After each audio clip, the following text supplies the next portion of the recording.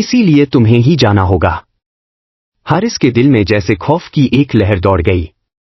उसे समझ नहीं आ रहा था कि आखिर नादिया के लिए यह कशिश इतनी शदीद क्यों है।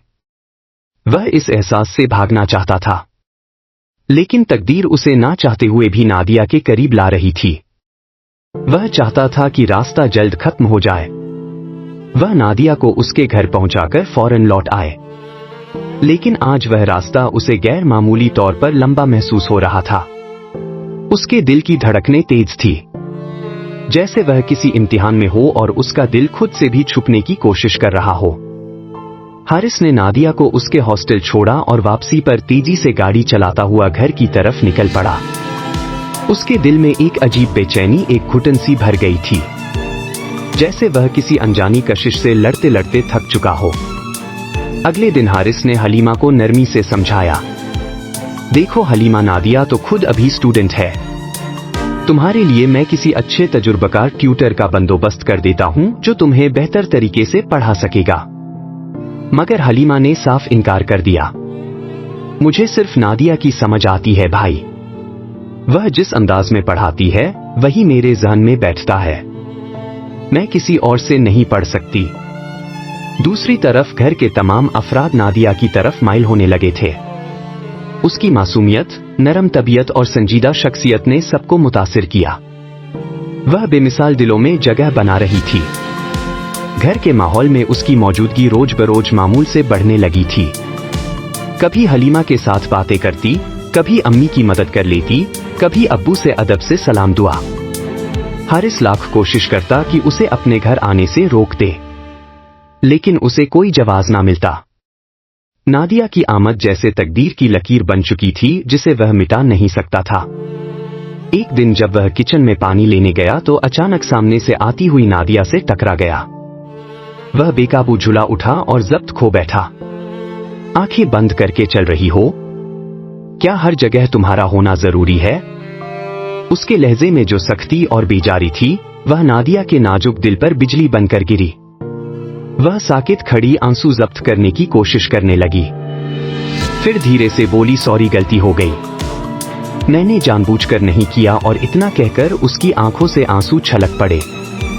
वह माफी मांगती रही, मगर उसे समझ नहीं आ रहा था कि आखिर हारिस को किस बात पर गुस्सा है, क्योंकि वह तो हमेशा उससे अदब से पेश आई थी। अगले दिन नादिया ट्यूशन पढ़ाने ना आई।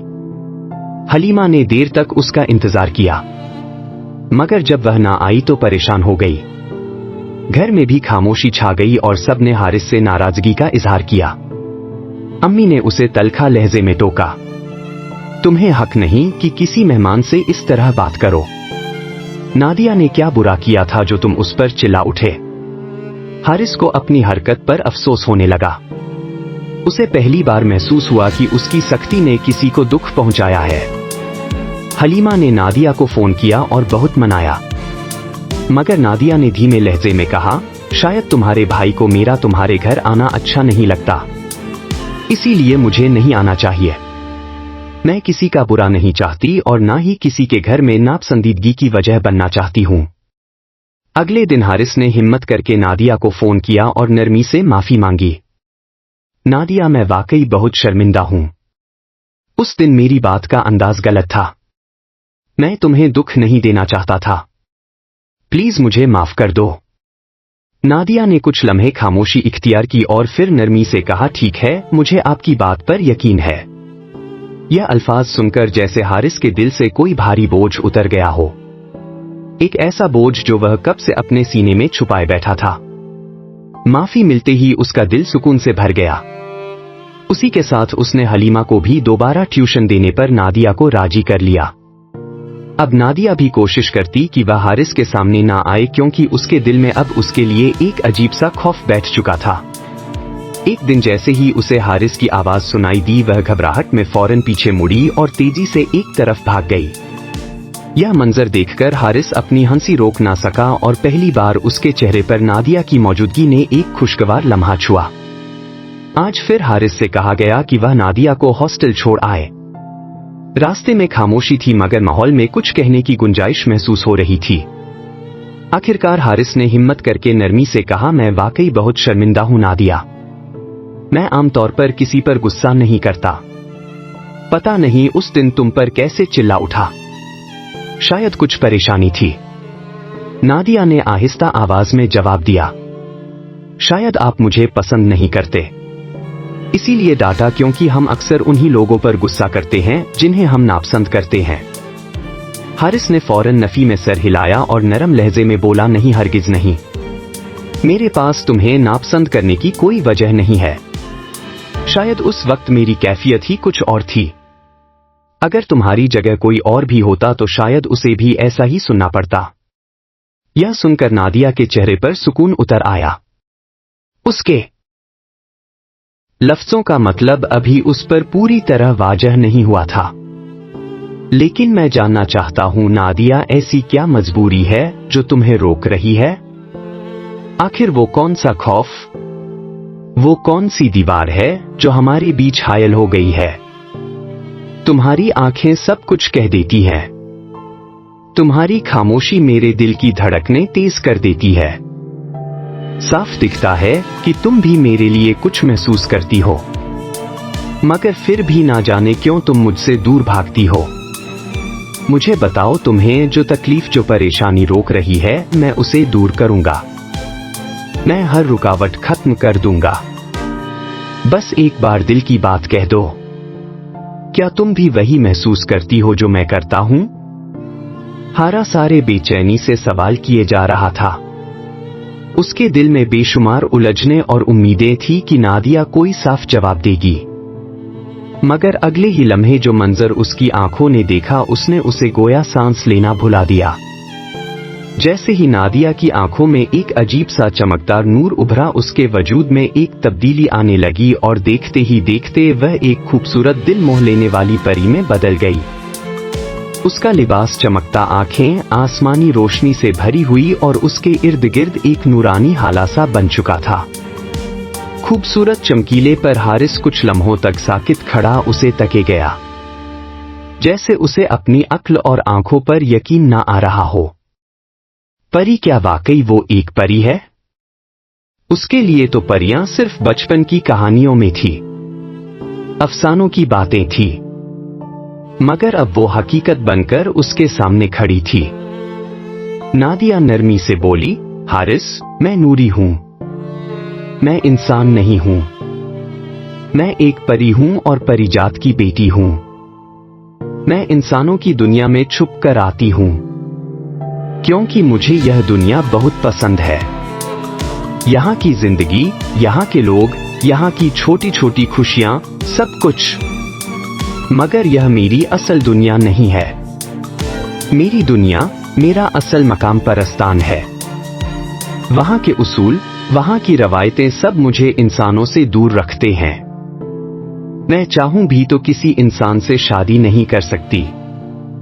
वो एक लम्हे को रुकी और फिर आहिस्तगी से बोली, मैंने बहुत कोशिश की कि तुमसे दूर रहूं ताकि तुम्हें मेरी वजह से कोई तकलीफ ना हो, मगर नादानिस्ता तौर पर शायद मैं ही तुम्हारी तकलीफ की वजह बन गई। हारिस अब भी बिल्कुल खामोश पत्थर की मूरत बना, उस नूरानी वजूद को तके जा रहा था। उसकी आंखों में हैरत, बेकीनी और शायद कहीं गहराई में दर्द भी था। वो कुछ बोलना चाहता था, मगर अल्फाज उसका साथ छोड़ चुके थे। वो नूरी को देख रहा था। उस रात हारिस की आंखों से नींद जैसे रूठ गई थी। वो सारी रात बिस्तर पर करवटें बदलता रहा। जहन में नादिया की बातें गूंजती रही। उसका रूप, उसका इंकशाफ, हर मंजर बार बार आंखों के सामने आता और दिल को बेचैन कर देता। अगले दिन जब नादिया हस्बे मामूल घर आई तो सब कुछ मामूल के मुताबिक था, क्योंकि हारिस ने किसी को कुछ नहीं बताया था। शायद उसे अभी भी कोई उम्मीद बाकी थी। वो बार बार नादिया से एक ही सवाल करता रहा कि क्या वाकई कोई सूरत नहीं कि हम एक हो से? क्या कोई ऐसा रास्ता नहीं कि यह फौसले खत्म हो जाए? वो जानता था कि नादिया इंसान नहीं, मगर फिर भी उसके दिल में उसके लिए मोहब्बत कम ना हुई बल्कि और गहरी होती गई। वो अभी भी किसी मोर्जे के इंतजार में था। उधर परस्तान में नादिया की नूरजात से मंसूबी की रस्म की तकरीब जारी थी। पूरा परस्तान खुशियों, खुशबुओं और जगमगाती रोशनियों से भर गया था। हर तरफ कहकहे थे, रक्स था, मुबारक सलामत की सदाएं थी। मगर इस सब में एक चेहरा ऐसा था जिस पर खुशी का कोई रंग ना था। नूरी, जिसके चेहरे की उदासी उसके हुस्न को धुंधला रही थी, वो लबों पर मुस्कुराहट सजाकर भी अपने दिल का दुख ना छुपा सकी। उसे ऐसा महसूस हो रहा था जैसे उसकी दुनिया बिखरने वाली है, जैसे वो खुद को खो रही है और वह खामोशी से अंदर ही अंदर टूट रही थी। नूरी और नूरज को तख्त पर बिठाया गया ताकि मंसूबी की रस्म का आगाज किया जा सके। लेकिन जैसे ही रस्म शुरू हुई, नूरी अचानक तख्त से गायब हो गई और पूरे परस्तान में खलबली मच गई। हर तरफ शोर बरपा हो गया और नूरी को तलाश किया जाने लगा, लेकिन उसका कोई सुराग ना मिला। यकायक नीली परी दौड़ती हुई आई और सबको इत्तला दी कि नूरी ने परस्तान से दस्तरदारी इख्तियार कर ली है। उसके कमरे में उसके पंख और परी होने की तमाम निशानियां बिखरी पड़ी हैं। आज नूरी ने आखिरकार अपनी खुशी का इंतखाब कर लिया और अपनी सच्ची मोहब्बत के लिए सब कुछ कुर्बान कर दिया। इधर अंधेरे कमरे में हारिस अपनी तकलीफ को दिल में छुपाए चुपके चुपके आंसू बहा रहा था कि अचानक किसी ने उसे आवाज दी। वो चौंक कर उठा और सामने नादिया को देखकर दंग रह गया। नादिया नरमी से बोली, मैं आ गई तुम्हारे पास हमेशा के लिए। हारिस को आज भी अपनी आंखों और कानों पर यकीन ना आ रहा था कि जो वह देख रहा है, जो वह सुन रहा है, वह हकीकत है या ख्वाब। कहानी अच्छी लगी हो तो चैनल को सब्सक्राइब करना ना भूलें।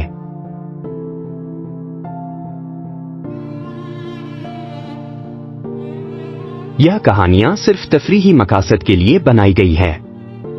बराह करम इनको किसी भी मजहब या जाति राय से मत जोड़े।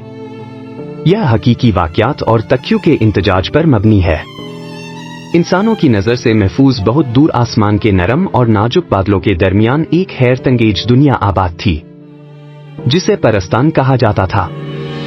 यह एक जादुई मुकाम था, जहां हर तरफ रंग बिरंगी रोशनियों की छाव, खुशबूदार हवाओं की सरगोशियां और परियों के नाजुक टेकों की बाजगश्त सुनाई देती थी। परस्तान में परियां, परिजाद और जिनजाद अपनी जिंदगी के रोजमर्रा फराइज में मशरूफ रहते थे और हर एक को अपने किरदार का पूरा शोर था। इसी परस्तान की वसीया ओ अरीज सुनहरी हवेली में नूरी अपनी वालिदा के साथ निहायत मोहब्बत भरे मगर ओझल अंदाज में गुफ्तगू कर रही थी। अम्मी, मैं वाकई आगे पढ़ना चाहती हूँ। मेरे दिल में ख्वाब हैं और मुझे उन ख्वाबों को पूरा करने के लिए यूनिवर्सिटी में दाखिला लेना है। उसकी आवाज में एक बेताबी, एक तमन्ना और डर भी छुपा हुआ था। उसकी मां, जो एक नरम दिल मगर हालात से मजबूर पड़ी थी, चौंकी और फिर नरमी से बोली, बेटा, यह कैसी जिद है? तुम्हारी खुशी के लिए हमने तुम्हें इंसानों की दुनिया में जाकर तालीम हासिल करने की इजाजत दी थी, लेकिन अब बहुत हो गया। तुम्हें इतना लगाव उनकी दुनिया से हो चुका है कि हमारी दुनिया की जिम्मेदारियों से तुम दूर होने लगी हो। नूरी ने नरमी से मां का हाथ थामा और धीमे लहजे में कहा, अम्मी, मैं अपनी परी दुनिया की हर जिम्मेदारी निभाकर अपनी हद में रहकर ही तो जमीन पर जाती हूँ। मैं किसी इंसान को तंग नहीं करती। उनके दरमियान रहना, उन्हें समझना, सीखना, यह सब मुझे बहुत अच्छा लगता है। प्लीज अम्मी, आप बाबा से मेरी तरफ से बात करें ना। अम्मी का चेहरा एकदम सख्त हो गया। उनकी आंखों में बाबा के गुस्से का खौफ उतर आया। नहीं नूरी, मैं अब तुम्हारे बाबा के गुस्से का शिकार नहीं बन सकती। वह पहले ही तुमसे नाला है और अगर मैंने तुम्हारी हिमायत की तो शायद वह मुझसे भी नाराज हो जाए। अगर तुम्हें वाकई इतना शौक है तो फिर खुद ही करो उनका सामना। देखो उनकी आंखों में और बताओ अपने खामबाबों का हाल। नूरी के दिल में धड़कन तेज हो गई, लेकिन उसकी आंखों में उम्मीद की चमक अभी बाकी थी। वह जानती थी कि ख्वाब आसानी से नहीं मिलते और शायद उसे अपनी दुनिया और बाबा दोनों का सामना करना पड़ता रहेगा। बाबा, देखें मैं आपके लिए क्या लाई हूं। नूरी चमकती आंखों और चहकते लहजे के साथ सुर्ख सफेद रंगों का एक जग हाथ में लिए बाबा के कमरे में दाखिल हुई। उसके चेहरे पर ऐसी खुशी थी जैसे वह कोई खजाना लेकर आई हो। बाबा, जो उस वक्त अपनी बड़ी सी चांदी जड़ी किताब को पढ़ने में मशरूफ थे, नूरी की आवाज सुनते ही मुस्कुरा दिए और किताब बंद करके नूरी की तरफ मुतवज्जे हो गए।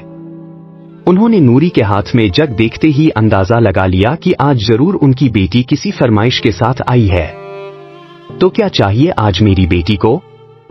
बाबा ने नरमी से पूछा, मगर उनके लहजे में वह मुस्कुराहट भी शामिल थी जो हर बाप को अपनी बेटी की चालाकियों का अंदाजा होते ही लबों पर आ जाती है। नूरी ने प्यार से जग उनके सामने रखा और बोली, पहले आप अपना पसंदीदा फूलों का रस तो पी ले बाबा, यह मैंने खुद बनाया है। जंगली गुलाब, नीलोफल और चंपा के फूलों से बहुत मेहनत की है मैंने आपके लिए। बाबा ने जैसे ही पहला घूंट लिया उनकी आंखों में एक मानूस चमक उभर आई और चेहरे पर वह मखसूस मुस्कुराहट फैल गई जो नूरी के दिल को सबसे ज्यादा भती थी, वही मुस्कुराहट जो हर बार नूरी को हिम्मत देती थी कि वह अपनी कोई भी बात बिना झिझक कह सके। मौका देखकर नूरी ने धीरे से कहा, बाबा मुझे यूनिवर्सिटी में दाखिला लेना है, मैं आगे पढ़ना चाहती हूँ। आप तो जानते हैं मैं हमेशा आपकी हर बात मानती हूँ, आपकी मर्जी के खिलाफ कभी कुछ नहीं किया। अब आप भी मेरी इस एक ख्वाहिश को कबूल कर लें, मुझे जाने दें। मुझे परस्तान में रहकर कभी कभी यूं लगता है जैसे मैं कैद हूं। जमीन पर जब जाती हूं तो हर चीज निराली लगती है, नई जीती जागती। वहां का हर मंजर, हर लम्हा मेरे दिल को छू जाता है। मुझे पता ही नहीं चलता कि वक्त कैसे गुजर जाता है। और बाबा, मेरी सब सहेलियां भी यूनिवर्सिटी जा रही हैं, अकेली रह जाऊंगी मैं, प्लीज आप इजाजत दे दें। बाबा ने रस का दूसरा घूंट लेते हुए लंबा सांस लिया और मुस्कुराकर बोले, तुम अच्छी तरह जानती हो, मीठा रस पीने के बाद मेरे मुंह से इनकार नहीं निकलता। अच्छा ले लो दाखिला, लेकिन एक बात याद रखना नूरी, इंसानों की दुनिया जितनी खूबसूरत दिखती है उतनी ही पेचीदा भी है। वहां के रिश्ते, वहां की बातें, सब कुछ हमारी दुनिया से मुख्तलिफ है। तुम वहां कम जाया करो और अपनी दुनिया, अपने असल मकाम को कभी ना भूलो। बाबा की इजाजत सुनते ही नूरी का चेहरा खुशी से दमक उठा। उसकी आंखें चमकने लगी जैसे किसी ने उसे आसमान से एक नया सितारा दे दिया हो। शुक्रिया बाबा, आप सबसे अच्छे हैं। उस लम्हे नूरी के लिए परस्तान की सबसे कीमती चीज वह इजाजत थी जो उसे उसके ख्वाबों के दरवाजे की कुंजी बनकर मिली थी। सुबह हलीमा का यूनिवर्सिटी में पहला दिन था और वह निहायत खुश और पुरजश थी। यह दिन उसने लंबे इंतजार और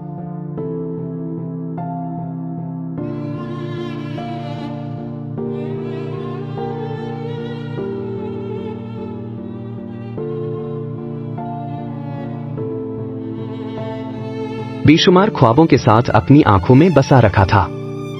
आज उसके ख्वाब हकीकत का रूप धारने जा रहे थे।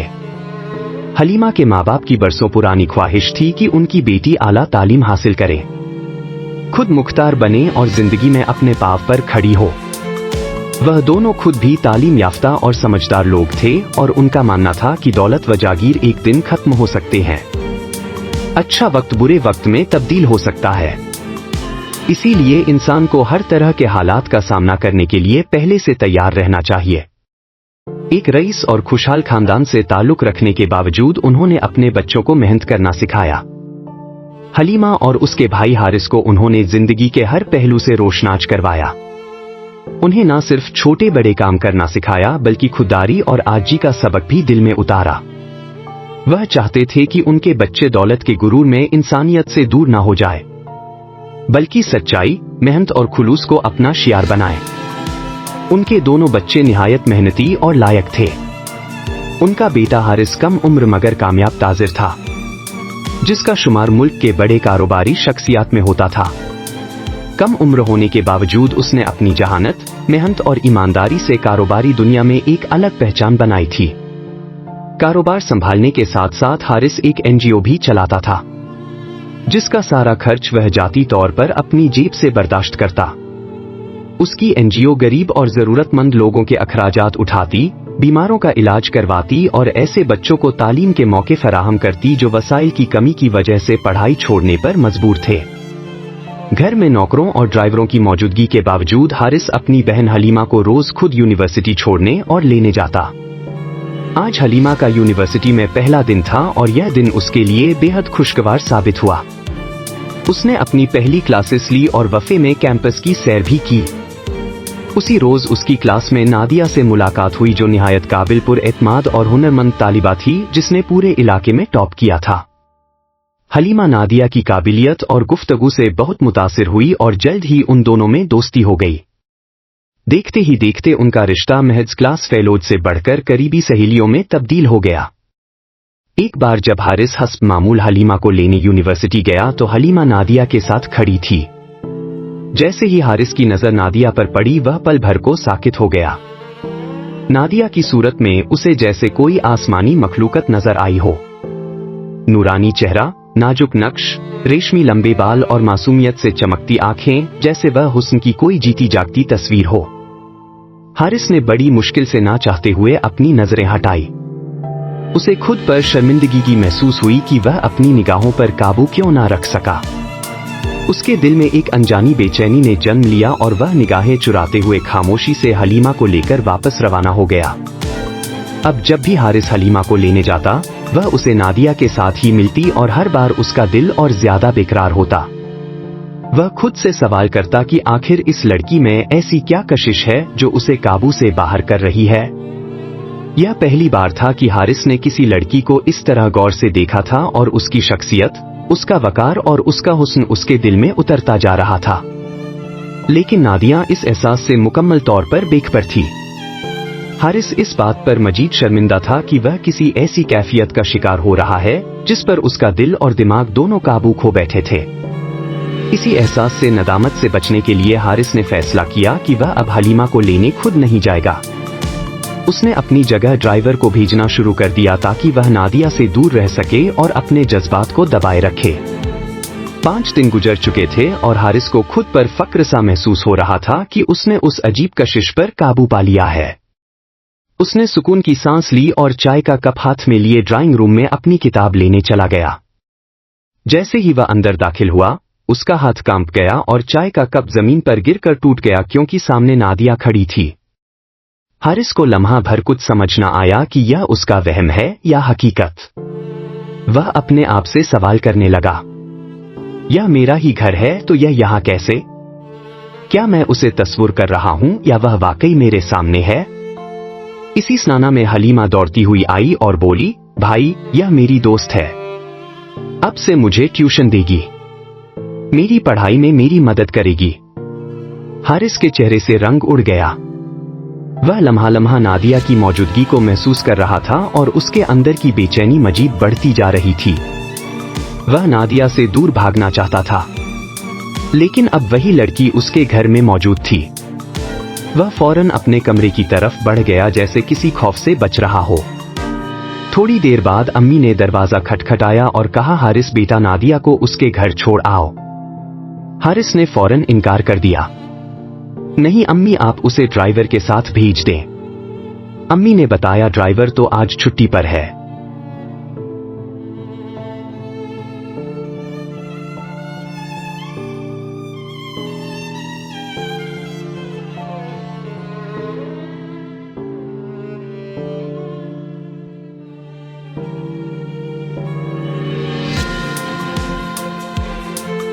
दिल में जो भारीपन था वजह से खत्म हो गया। हारिस की माफी और वजाहत ने उसके दिल को हल्का कर दिया। अब न सिर्फ नादिया के दिल से खौफ कम हो चुका था बल्कि हारिस के लिए उसकी मौजूदगी में भी एक नरम पुरसुकून सी कशिश पैदा हो गई थी। नादिया का होना अब हारिस को उलझन नहीं बल्कि सुकून देने लगा था, जैसे उसके दिल की कोई खोई हुई चीज उसे दोबारा मिलने लगी हो। नूरी तुम बाज आ जाओ, तुम्हारे बाबा तुम्हारी वजह से बहुत परेशान रहते हैं, तुम जमीन पर बहुत वक्त गुजारने लगी हो, मुझे तो डर है कहीं किसी दिन हम सबको भूल ही ना जाओ। आखिर जमीन पर ऐसा क्या है जो तुम परस्तान छोड़कर चली जाती हो? तुम्हारा तो यहां दिल ही नहीं लगता, अनजाने देश में कैसे रह लेती हो तुम? मां के लहजे में बेचैनी और फिक्र नुमाया थी।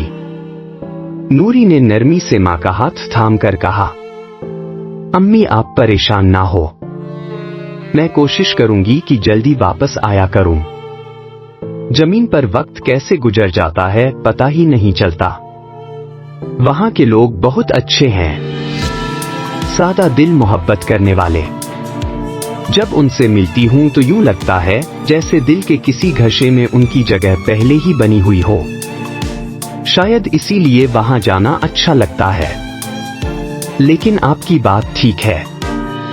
मैं वादा करती हूं कि खुद को नहीं भूलूंगी, ना आप सबको। अगले दिन नूरी फूलों का रस निकालने की ड्यूटी पूरी कर रही थी कि बाबा ने उसे बुलाया और संजीदा लहजे में कहा, नूरी अब तुम जमीन पर जाना छोड़ दो, क्योंकि हमने नूरजात से तुम्हारी शादी का फैसला कर लिया है। यह सुनते ही नूरी के हाथ से रस का प्याला लरच गया। उसका दिल जैसे धड़कना भूल गया हो। चेहरे पर उदासी छा गई, आंखों में नमी उमड़ आई और वो साकित सी बाबा का चेहरा देखती रह गई। वो कुछ बोल ना सकी। उस लम्हे उसे यूं लगा जैसे उसकी दुनिया बदल गई हो, जैसे खुशबुओं का देश अब उसके लिए कैद बन चुका हो। अगले दिन नादिया यूनिवर्सिटी के बाद हस्बे मामूल हलीमा के घर चली गई, मगर आज वह कुछ बदली बदली सी लग रही थी।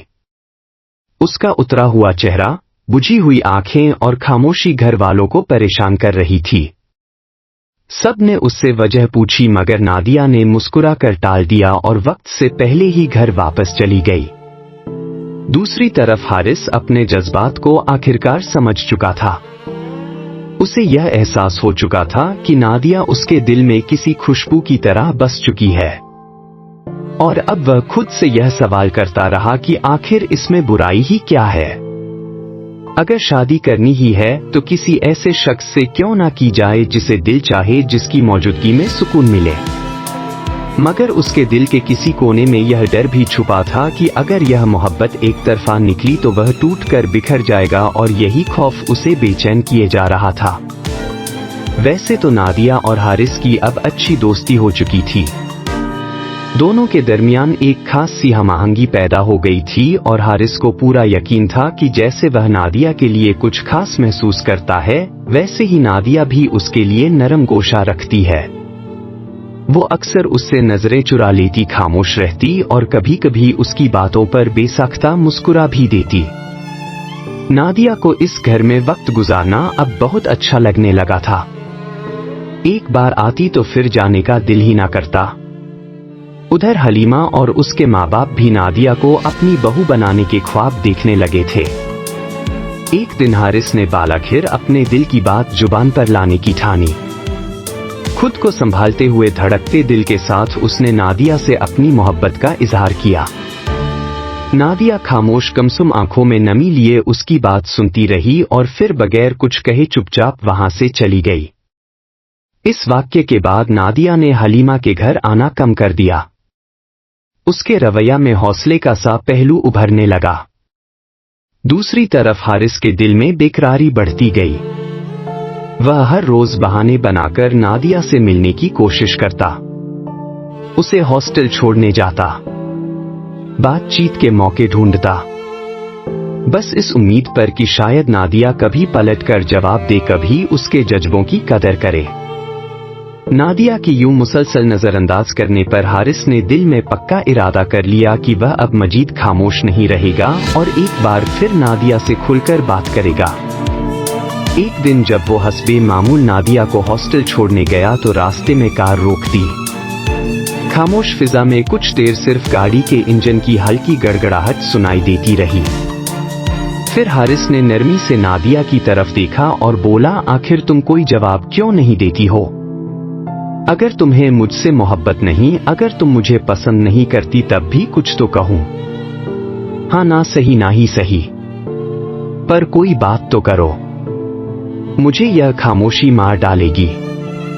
नादिया ने नजरें झुकाई। वो खामोश रही, मगर उसकी आंखों में नमी तैरने लगी। आखिरकार हारिस के बार बार इसरार पर वो धीरे से बोली, मैं आपसे शादी नहीं कर सकती। इसलिए नहीं कि मैं आपको पसंद नहीं करती, बल्कि इसलिए कि मैं चाहकर भी यह रिश्ता कबूल नहीं कर सकती। यह अल्फाज गोया हारिस के लिए किसी धचके से कम ना थे। वह हैरत और परेशानी से नादिया की तरफ देखता रहा, जैसे उसकी बातें समझने की कोशिश कर रहा हो, पर उसके